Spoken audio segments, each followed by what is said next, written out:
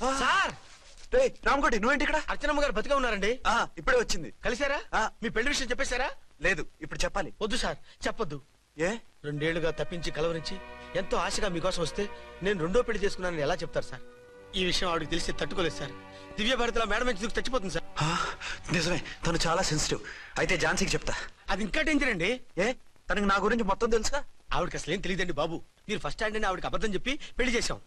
అదేంటి పెళ్లి ముందు చెప్పమన్నాను, చెప్పామని చెప్పారు. చెప్తే ఆవిడ చేసుకోదు మీరు చేసుకోరని అలా అబద్ధం చెప్పాం. ఆవిడ అసలే ఫాస్ట్ అండి. ఈ నిజం తెలిస్తే పెళ్లి మీద పెళ్లి చేసుకున్న దొంగ సీ అని పేపర్లో వేయించి దాని కింద మీ ఫోటో వేస్తుంది. ఆ ఆవేశంలో సూసైడ్ చేసుకుంటుందండి. సార్ 206 లో ఉన్న ఆవిడ మీకు అవుతారు? ఆవిడ మా ఆవిడే. ఆవిడ మిమ్మల్ని పిలుస్తున్నారు సార్. అలాగే సార్. రూమ్ నెంబర్ 306 లో ఉన్న ఆవిడ మీకు అవుతారు? ఆవిడ మా ఆవిడే. మిమ్మల్ని రమ్మంటున్నారు సార్.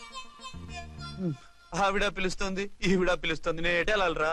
ఇద్దరి దగ్గరికి వెళ్లకుండా వేరే రూమ్ తీసుకుని రెస్ట్ తీసుకోండి. మెంటల్ పీస్ లేకపోయినా మెంటల్ లేకుండా ఉంటుంది.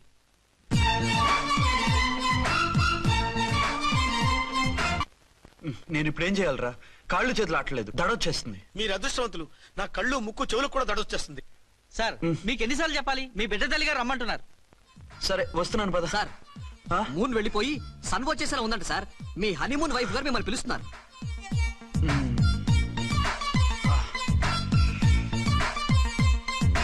స్వామియే శరణమయ్యప్ప. ఏమిటండి ఎక్కడికి వెళ్ళారు? తెల్లారిపోతుంది కదండి. అదే నీకు తెల్లారిపోతుంది, నాకు చల్లారిపోయింది. చల్లారిపోవడం ఏమిటి? అదే సడన్ గా మా ఎస్పీ గారు వచ్చారు. ఆయన వస్తే మీకేమిటి? మీరు లీవ్ లో ఉన్నారుగా. అది దిక్కుమాలిన ఎమర్జెన్సీ సర్వీస్ కదా, లీవ్ లో ఉన్నా డ్యూటీలో ఉన్నట్టే. అదిగో అయిందా ఇటు ఫోన్. హలో, నేను రామకోటినండి. నమస్తే సార్, చెప్పండి. నాకు నమస్తే అండి సార్. నేను మీ హెడ్ కానిస్టేబుల్ ని. టెర్రరిస్టా? ఇక్కడ ఉన్నాడా? పట్టుకోవాలా? టెర్రరిస్టులు పట్టుకోవడమే సార్. నేను రామకోటిని. మీకోసం అర్చనమ్మ గారు కార్యాలయంతా తిరుగుతున్నారు సార్. తెలుసు సార్. ఇప్పుడు వెళ్ళి వాళ్ళని ఎలా పట్టుకోమంటారు? నా దగ్గర AK-47 కూడా లేదు. AK-47? ఓ అమ్మో, ఇద్దరు పెళ్ళాక్షాకి మెంటలెక్కినట్టుంది. రైటే, ఈ నైట్ మాకు ఫస్ట్ నైట్ సార్. మంచి మూడ్ లో కూడా వచ్చాం. మీరు ఇప్పుడు ఇలా చెప్పడం ధర్మమా సార్? అనుమానం లేదు, గ్యారంటీగా ఈయన క్రాక్ వచ్చేసింది. అలాగే, వెంటనే బయలుదేరి వస్తున్నాను. మళ్ళీ ఎక్కడికండి? అదే ఎవరో టెర్రరిస్ట్ పట్టుకోవాలంట. మిమ్మల్ని రమ్మంటున్నాడు. కరెక్ట్ గా క్యాచ్ చేసావు. నేను వెళ్ళి రానని చెప్పొస్తాను, నువ్వు అప్సెట్ కాకుండా కూర్చో. ఓకే?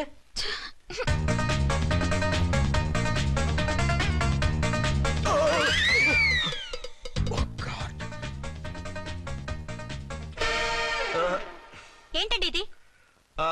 ఏంటి? 2 సంవత్సరాల తర్వాత ఎంతో ఆశగా వస్తే 2 నిమిషాలైనా నాతో ఉండకుండా వెళ్ళిపోయారు. అదే మా ఎస్పీ గారు వచ్చారు. ఎవరు? షారుఖ్ ఖాన్ గారా? కాదు, ఆమిర్ ఖాన్ గారు. ఏదో అర్జెంట్ కేసు అంట. 4 రోజుల పాటు నో కేసెస్, ఓన్లీ కిస్సెస్. అయితే ఉండు, ఇప్పుడే సెలవు కావాలని చెప్పేసి. Excuse me sir. What sir? ఇది 5 స్టార్ హోటల్. మీరు ఆ రూమ్ లో ఒక ఆవిడ్ని, ఈ రూమ్ లో ఒక ఆవిడ్ని పెడితే కుదరదు. మరి వేరే రూమ్ లో ఏమైనా ఇస్తారా? సారీ, ఇక్కడ 2 AC 3 AC రూమ్లు ఇవ్వరు. అందుకని ఒకే రూమ్ లో పెట్టమంటారా? అది అసలు కుదరదు. సి సార్, ఇది ఫ్యామిలీస్ దిగే హోటల్. అందుకనిగా ఫ్యామిలీస్ తో వచ్చాను. చూడండి, మీలాంటి 2 in 1 పార్టీస్ కి వేరే టైప్ హోటల్స్ ఉంటాయి, అక్కడికి వెళ్ళండి. అలాగా? అలాగే. పెద్ద ఉద్యోగం రిజైన్ చేసి పారేసి వెళ్ళి ట్యాంక్ బండ్ మీద మామిడి తాండ్రా మ్యాంగో జెల్లీ అని అమ్ముకోవడం బెటర్. ఏమైంది? ఏమైందా? ఇవాళ ఫస్ట్ నైట్ అన్నా సరే కుదరదు. వెళ్ళి ఇప్పటికిప్పుడు ఆ టెర్రస్ ని పట్టుకోవాలంటాడు. అంటే ఫస్ట్ నైట్ లేదన్నమాట. ఫస్ట్ నైట్ ఎందుకు లేదు? బోల్డ్ నైట్లు ఉన్నాయి. ఒరే రాంకోటి, ఇలారా. సార్. మేడం గారు బ్యాగులు తీసుకో. అలాగే. నువ్వు వాడు కూడా హైదరాబాద్ వెళ్ళిపో. నేను ఈ టెర్రస్ సంగతి చూసుకుని 2-3 రోజుల్లో వచ్చేస్తానుగా. బుద్ధి లేక పోలీస్ డిపార్ట్మెంట్ మనిషిని చేసుకున్నాను. మమ్మీ ఆకలేస్తుంది. సరే ఉండు, కిందికెళ్ళి ఏదైనా తీసుకొస్తాను.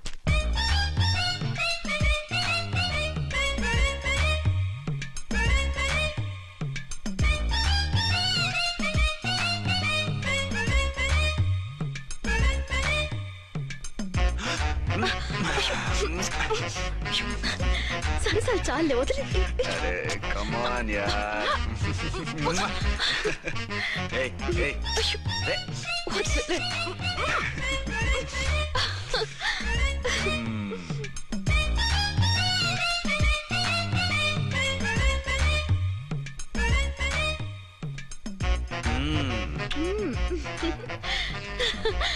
రూమ్ లో కామ్ గా ఉండి లిఫ్ట్ లో రెచ్చిపోతున్నారేంటి? వెళ్ళిపోతున్నావుగా, ఎమోషన్ కంట్రోల్ చేసుకోలేకపోయినా. అయితే ఉండిపోనా?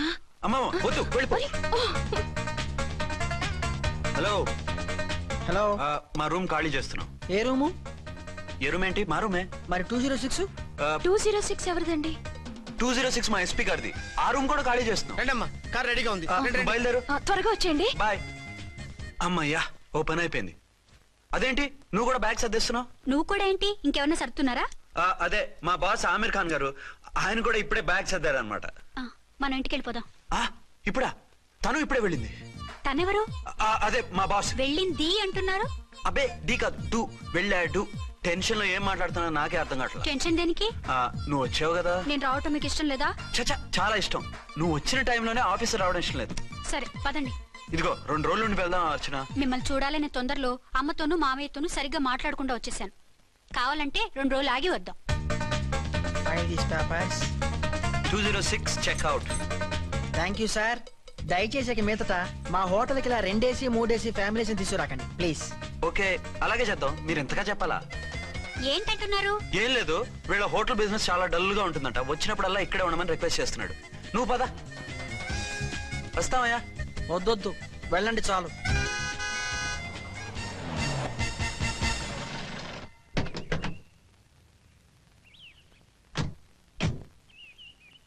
ఏంటలా సీరియస్ గా ఉన్నారు? కామెడీగా ఉండలేక. ఏమైంది?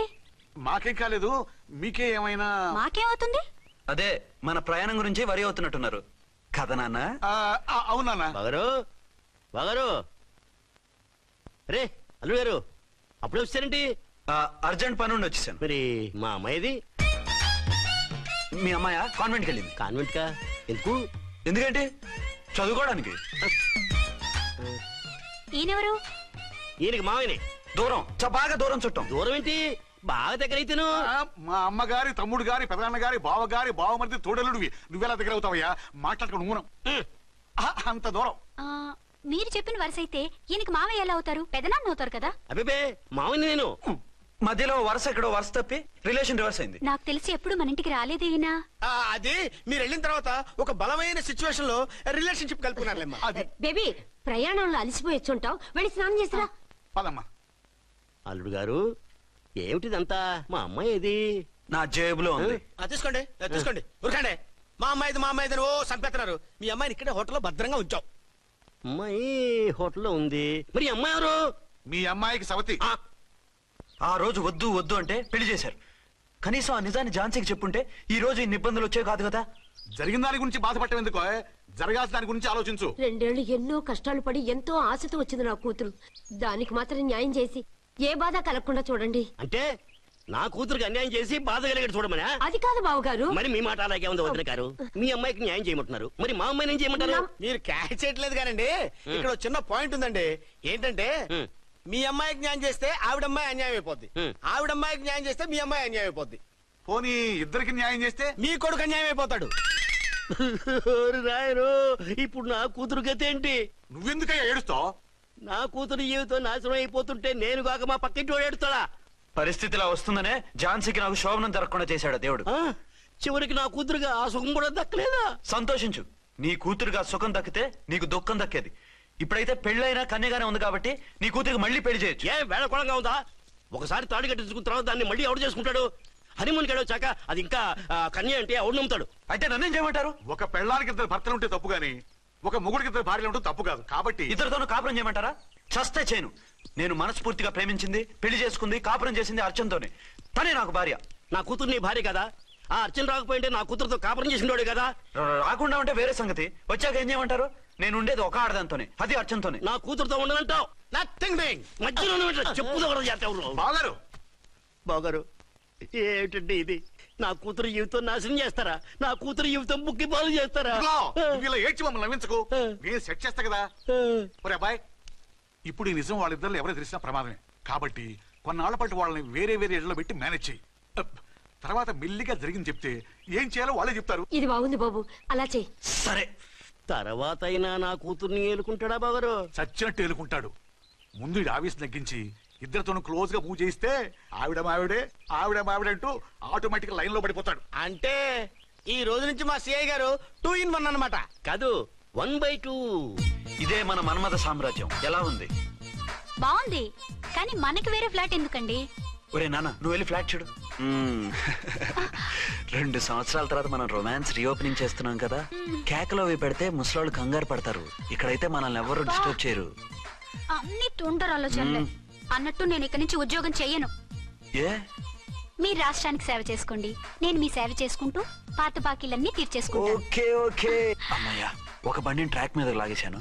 ఇక ఆవిడ సంగతి చూడాలి.